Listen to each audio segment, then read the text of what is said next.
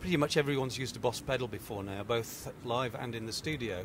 They've got a couple more on show today, which I think somebody's going to find very interesting for rhythmic applications. The first one is a slicer, which is a kind of rhythmic chopping device, which we haven't seen anything like this, in fact, from a Boss pedal before, have we? It's true, you know, and it's a little bit hard to describe. We like to convince the people by listening to it, you know. It does chop the sound, but it's not an easy chopping thing like a techno synthesizer. You know, it goes far beyond that.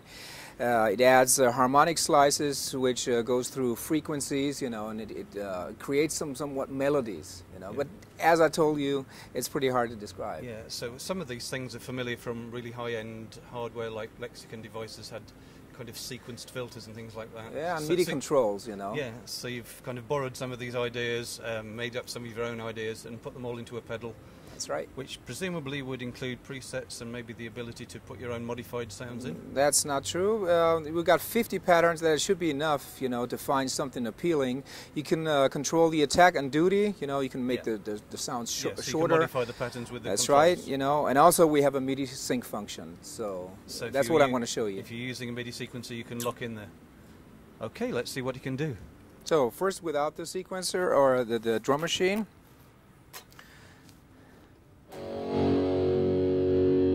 This is my original sound.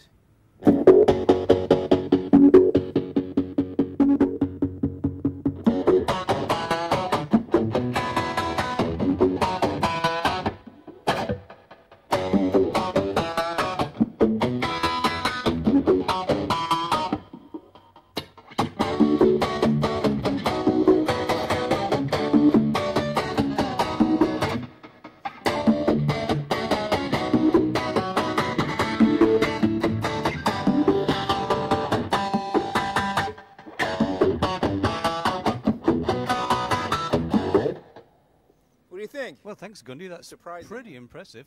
So how much adjustment do we have over the sound? What can we do with that?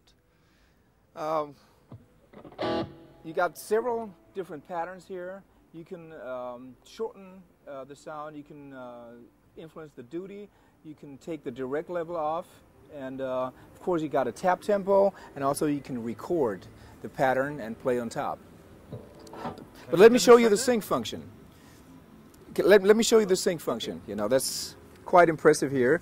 And I'm selecting a rather clean sound right here. Watch this. I'm doing nothing, you know.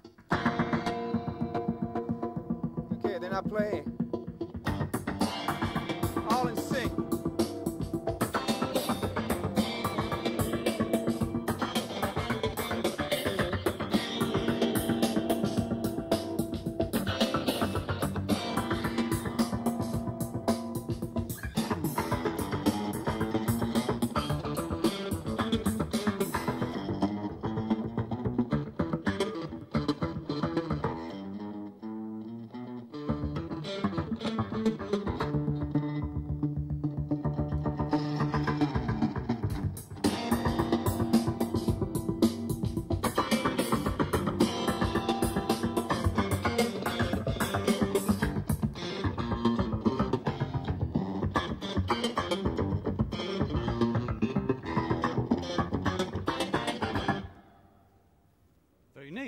Very unique.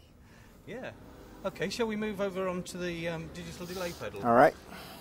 Now this one seems to emulate lots of different kinds of delays. It's not just a regular digital delay anymore.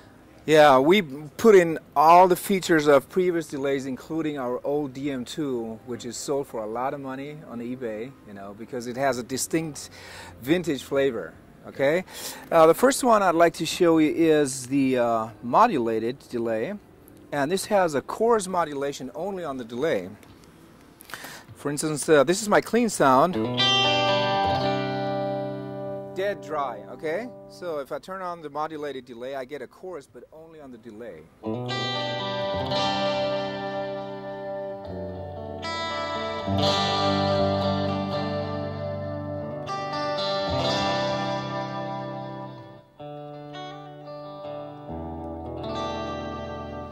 Nice shimmering sound. You also got a tap tempo internally. If you press down the pedal for 2 seconds, you know, you don't need a FS5 view, but you know, guitar players like to have it externally, so you can change the tap tempo instantly. And also we've got the analog delay, so check this out.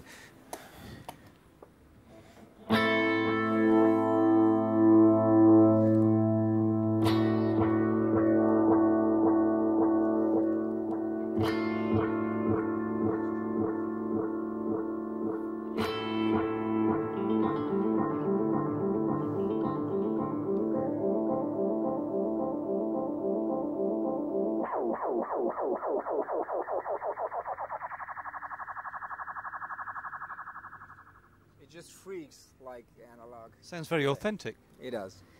Do you have a tape emulation in there as well? Well, the analog is the tape emulation. Okay. I'll show you another thing. So that's somewhere between a traditional solid state analog delay and a tape. That's kind of right. deal. So here's another example with the whole function, and we can record up to 40 seconds of. So check this out.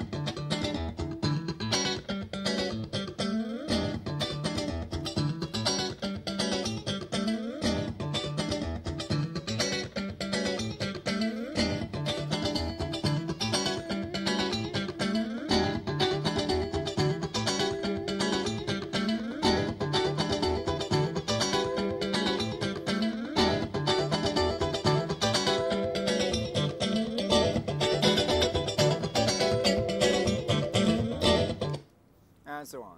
So this is combining the functions of a delay and probably one of the Boss looping pedals. That's right. It's called the whole function. Yeah, neat. Thanks very much. You're welcome. This is Gundy Keller, ladies and gentlemen. All right. Take care.